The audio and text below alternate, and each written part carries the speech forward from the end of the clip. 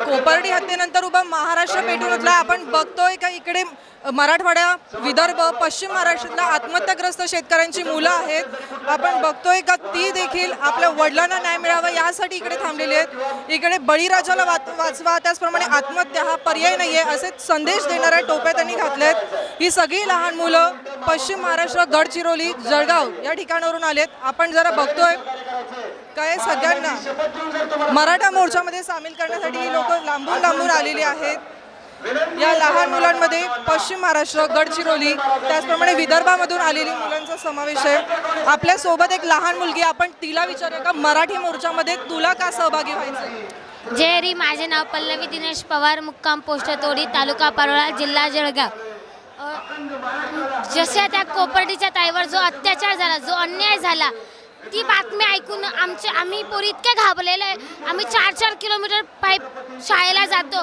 सरकार आम्हाला काही देत नाही, आम्हाला इकडून तिकडून भागवा लागतं। बाकीच्या यांना आरक्षण आहे तसं आम्हाला का आरक्षण नाही आहे? मी शेतकऱ्याच्या मराठ्याच्या पोटी जन्म घेतला, मी कोणती काय चूक केलेली आहे का?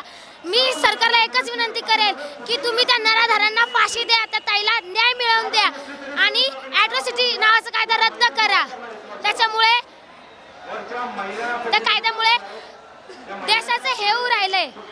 नक्कीच आपण बघतोय का इकडे हा मुलगा देखील पश्चिम महाराष्ट्रातल्या शेतकऱ्यांचा, विदर्भामधून वगैरे या सगळ्या लांबून लांबून आलेत। आपण त्याला विचारू का एकंदरीत तू मराठा मोर्चामध्ये का सहभागी झालास? जय हरी, माझे नाव अशोक मोतीलाल पाटील, मुक्काम पोस्ट तुळशी, तालुका ब्रह्मपुरी, जिल्हा गडचिरोली। माझ्या वडिलांनी शेतीच्या कर्जबाजारीपणामुळे आत्महत्या केली आणि गावच्या एका नातलगानं मला आश्रमात आणून टाकलं।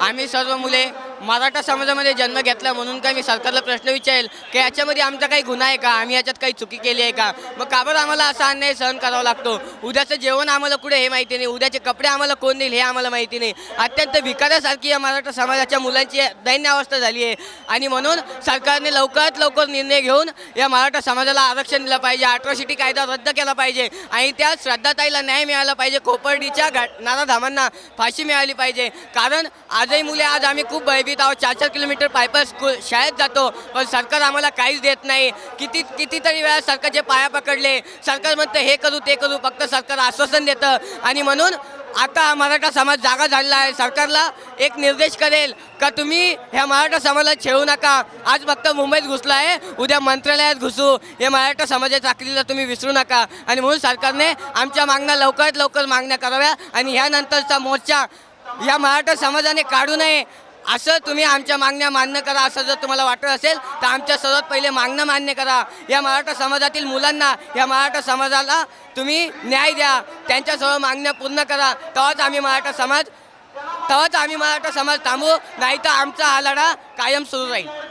कोपर्डीच्या हत्येनंतर उभा महाराष्ट्र पेटून उठलाय। ही लहान लहान मुलं देखील आपल्या सरकारला प्रश्न विचारतायत का आमची मराठा म्हणून जन्माला आली म्हणून काय चूक आहे?